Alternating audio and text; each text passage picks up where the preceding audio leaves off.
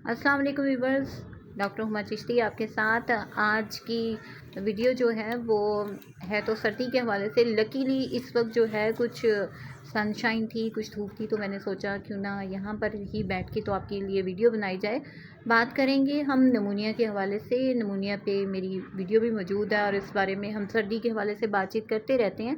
लेकिन यहाँ आपसे कहना चाहूँगी कि एनुअली अगर देखा जाए तो नमूनिया, चूँकि आपको पता है कि सर्दी इतनी शदीद है कि उसकी वजह से बहुत सारे बच्चे नमूनिया का शिकार हो रहे हैं, न सिर्फ बच्चे बल्कि बूढ़े। तो ये आपको कहना चाहूँगी कि एवरी ईयर बल्कि एनुअली अगर हम देखें तो नमूनिया जो है ना वो तकरीबन यानी 50,000 के करीब जो लोग हैं वो नमूनिया का शिकार होते हैं। और उसकी वजह से न सिर्फ इसके से अफेक्टेड होते हैं बल्कि क्या होता है कि वो मौत का शिकार भी हो जाते हैं। तो ये चीज़ आपको बताना चाहूँगी कि अपना बहुत सा ख्याल रखिए। और इसके लिए यहाँ पर आपको बताना ज़रूरी है कुछ बातें जो आपसे शेयर करूँगी। यहाँ आपको ये शेयर करना चाहूँगी कि कब नमूनिया या सर्दी जो है वो डेंजरस हो जाती है। तो इसके लिए आपको बताऊँ कि आपको एक तो ये पता होना चाहिए कि आपकी ब्रीदिंग स्पीड क्या है, ठीक है। उसका ये है कि अगर 2 माह से कम बच्चा है तो उसमें उसकी ब्रीदिंग स्पीड की बात की जाए, यानी सांस लेने की रफ्तार कह लीजिए आसान लफ्ज़ों में, तो उसमें क्या है कि वो होनी चाहिए 1 मिनट में तकरीबन 60 होनी चाहिए, ठीक है जी। इसी तरह से अगर 2 माह से 1 साल के जो बच्चे हैं उनके बारे में बात की जाए तो उनकी 1 मिनट में जो है वो 50 होनी चाहिए, 50 बार सांस आना चाहिए उनको। इसी तरह 1 से 5 साल के जो उम्र के बच्चे हैं, क्योंकि बच्चे जो हैं ज़्यादा नमूनिया में मुब्तला होते हैं, इसलिए ये रेशो उन्हीं के हवाले से बताई जा रही है। तो वो तकरीबन 1 मिनट में 40 जो है वो होनी चाहिए।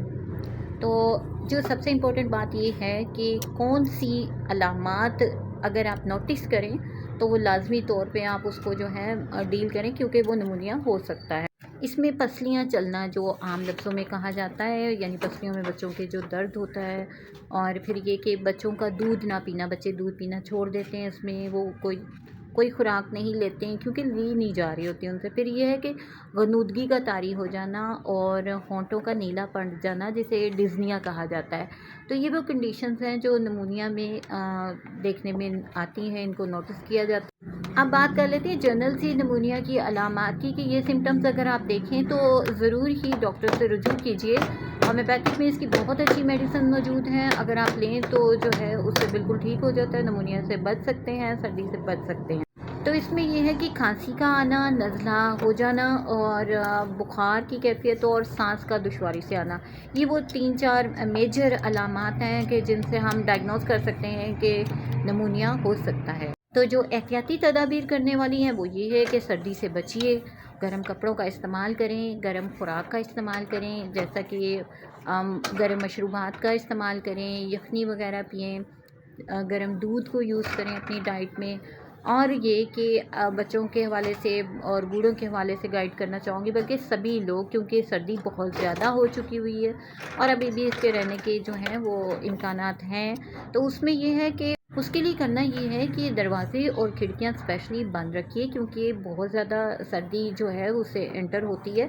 तो अगर आप ऐसे इक़दामात करेंगे तो सर्दी से यकीनन बच सकेंगे। स्पेशली बहुत सुबह अर्ली मॉर्निंग्स में चूँकि टेम्परेचर बहुत लो होता है और इसी तरह इवनिंग में जो है बहुत ज़्यादा होता है, तो वहाँ ये चीज़ का आप ख्याल रखेंगे तो यकीनन जो है वो सर्दी से बच सकते हैं।